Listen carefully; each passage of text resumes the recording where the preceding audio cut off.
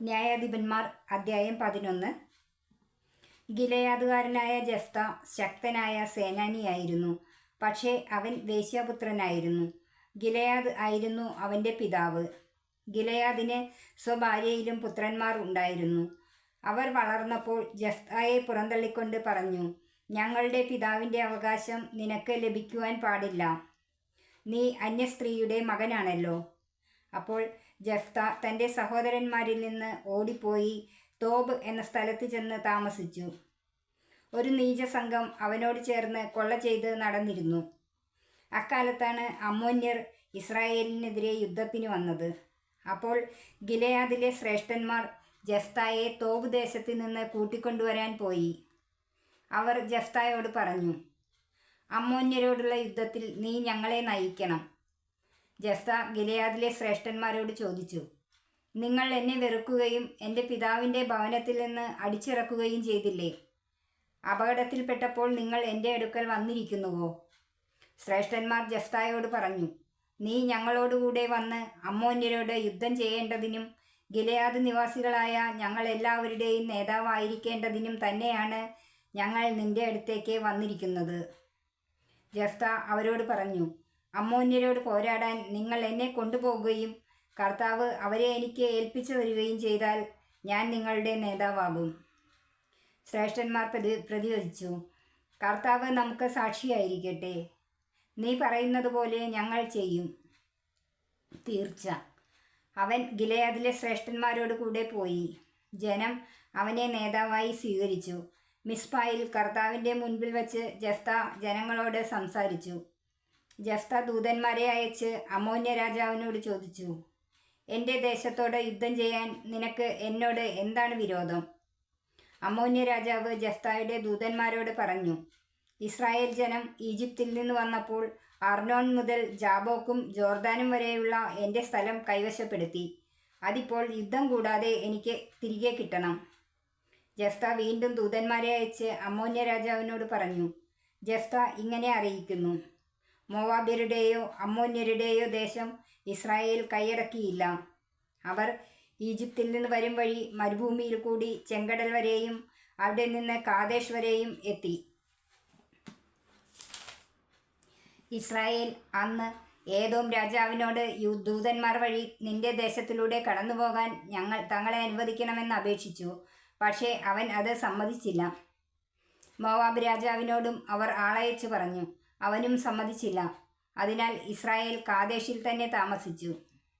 അവർ മരുഭൂമിയിലൂടെ യാത്ര ചെയ്തു. ഏദോമും മോവാബും ചുറ്റി മോവാബിന് കിഴക്ക് എത്തി. അർണോൻ്റെ മറുകരെ താവളമടിച്ചു. മോവാബിൽ അവർ പ്രവേശിച്ചതേയില്ല. മോവാബിൻ്റെ അതിർത്തി അർണോൻ ആണല്ലോ. ഇസ്രായേൽ ഹെഷ്ബോണിലെ അമോര്യ രാജാവായ സീഹോൻ്റെ അടുക്കൽ ദൂതന്മാരെ അയച്ച് നിങ്ങളുടെ ദേശത്തു കൂടി ഞങ്ങളുടെ സ്ഥലത്തേക്ക് പോകാൻ അനുവദിക്കണം എന്ന് അപേക്ഷിച്ചു. എന്നാൽ തൻ്റെ ദേശത്തു കൂടി ഇസ്രായേലിനെ കടത്തിവിടാൻ സീഹോന് വിശ്വാസം വന്നില്ല. മാത്രമല്ല, സീഹോൻ ജനങ്ങളെയെല്ലാം ഒന്നിച്ചുകൂട്ടി യാഹാസിൽ താവളമടിച്ച് ഇസ്രായേലിനോട് പൊരുതി. ഇസ്രായേലിൻ്റെ ദൈവമായ കർത്താവ് സീഹോനെയും അവൻ്റെ ജനത്തെയും ഇസ്രായേൽക്കാരുടെ കൈകളിൽ ഏൽപ്പിച്ചു. ഇസ്രായേൽ അവരെ പരാജയപ്പെടുത്തി. ആ സ്ഥലത്ത് താമസിച്ചിരുന്ന അമോര്യരുടെ ദേശം അവർ പിടിച്ചെടുത്തു. അർണോൻ മുതൽ ജാബോക്ക് വരെയും മരുഭൂമി മുതൽ ജോർദാൻ വരെയുമുള്ള അമോര്യരുടെ ദേശം മുഴുവൻ കൈവശപ്പെടുത്തി. അങ്ങനെ ഇസ്രായേലിൻ്റെ ദൈവമായ കർത്താവ് തന്നെ തൻ്റെ ജനമായ ഇസ്രായേലിൻ്റെ മുമ്പിൽ നിന്ന് അമോര്യരെ തുരത്തിയിരിക്കെ നീ അവ കൈവശമാക്കുവാൻ പോകുന്നുവോ? നിന്റെ ദൈവമായ കെമോഷ് നിനക്ക് തരുന്നത് നീ കൈവശം വയ്ക്കുന്നില്ലേ? ഞങ്ങളുടെ ദൈവമായ കർത്താവ് ഞങ്ങൾക്ക് ഒഴിപ്പിച്ചു തരുന്നതൊക്കെ ഞങ്ങൾ കൈവശമാക്കും. മോവാബ് രാജാവായ സിപ്പോറിൻ്റെ പുത്രൻ ബാലാക്കിനേക്കാൾ ശ്രേഷ്ഠനാണോ നീ? അവൻ എപ്പോഴെങ്കിലും ഇസ്രായേലിനെ എതിർത്തിട്ടുണ്ടോ? അവർക്കെതിരെ യുദ്ധത്തിനിറങ്ങിയിട്ടുണ്ടോ? ഇസ്രായേൽ ഹെഷ്ബോണിലും അതിൻ്റെ ഗ്രാമങ്ങളിലും അരോവറിലും അതിൻ്റെ ഗ്രാമങ്ങളിലും അർണോൻ തീരത്തുള്ള എല്ലാ പട്ടണങ്ങളിലും 300 വർഷം താമസിച്ച കാലത്ത് നീ എന്തുകൊണ്ട് അവ വീണ്ടെടുത്തില്ല? ആകയാൽ ഞാൻ നിന്നോട് ഒരപരാധവും ചെയ്തിട്ടില്ല. ആ നിലയ്ക്ക് എന്നോട് യുദ്ധം ചെയ്യുന്നത് തെറ്റാണ്. ന്യായാധിപനായ കർത്താവ് ഇസ്രായേല്യർക്കും അമ്മോന്യർക്കും ഇടയ്ക്ക് ഇന്ന് ന്യായവിധി നടത്തട്ടെ. എന്നാൽ ജെഫ്തായുടെ സന്ദേശം അമ്മോന്യ രാജാവ് വകവച്ചില്ല. കർത്താവിൻ്റെ ആത്മാവ് ജെഫ്തായുടെ മേൽ ആവസിച്ചു. അവൻ ഗിലെയാദ്, മനാസെ എന്നിവിടങ്ങളിൽ കൂടി ഗിലെയാദിലെ മിസ്പായിലേക്ക് കടന്ന് അമ്മോന്യരുടെ ദേശത്തേക്ക് പോയി. ജഫ്ത കർത്താവിന് ഒരു നേർച്ച നേർന്നു. അങ്ങ് അമ്മോന്യരെ എൻ്റെ കയ്യിൽ ഏൽപ്പിക്കുമെങ്കിൽ ഞാൻ അവരെ തോൽപ്പിച്ച് ജേതാവായി തിരികെ ചെല്ലുമ്പോൾ എന്നെ എതിരേൽക്കാൻ പടിവാതിലിലേക്ക് ആദ്യം വരുന്നത് ആരായിരുന്നാലും അവൻ കർത്താവിൻ്റേതായിരിക്കും. ഞാൻ അവനെ ദഹനബലിയായി അവിടുത്തേക്ക് അർപ്പിക്കും. ജഫ്ത യുദ്ധം ചെയ്യാൻ അമ്മോന്യരുടെ അതിർത്തി കടന്നു. കർത്താവ് അവരെ അവൻ്റെ കയ്യിൽ ഏൽപ്പിച്ചു.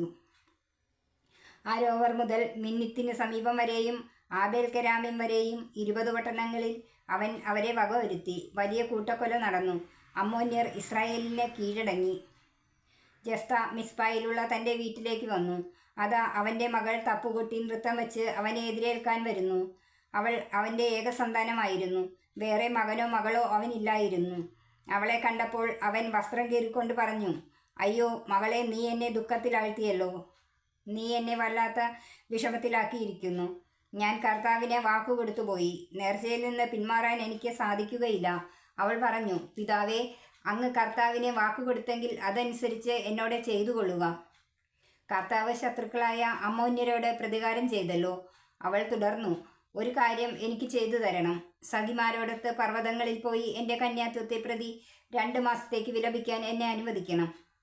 പോയിക്കൊള്ളുക എന്ന് പറഞ്ഞ് അവൻ 2 മാസത്തേക്ക് അവളെ അയച്ചു. അവൾ പർവ്വതങ്ങളിൽ സഖിമാരോടൊപ്പം താമസിച്ച് തൻ്റെ കന്യാത്വത്തെപ്പറ്റി വിലപിച്ചു. 2 മാസം കഴിഞ്ഞ് അവൾ പിതാവിൻ്റെ പക്കലേക്ക് തിരിച്ചു വന്നു. അവൻ നേർന്നിരുന്നതുപോലെ അവളോട് ചെയ്തു. അവൾ ഒരിക്കലും പുരുഷനെ അറിഞ്ഞിരുന്നില്ല. ഗിലെയാദുകാരനായ ജഫ്തായുടെ പുത്രിയെ ഓർത്ത് ഇസ്രായേൽ പുത്രിമാർ വർഷം തോറും 4 ദിവസം കരയാൻ പോകുക പതിവായിരുന്നു.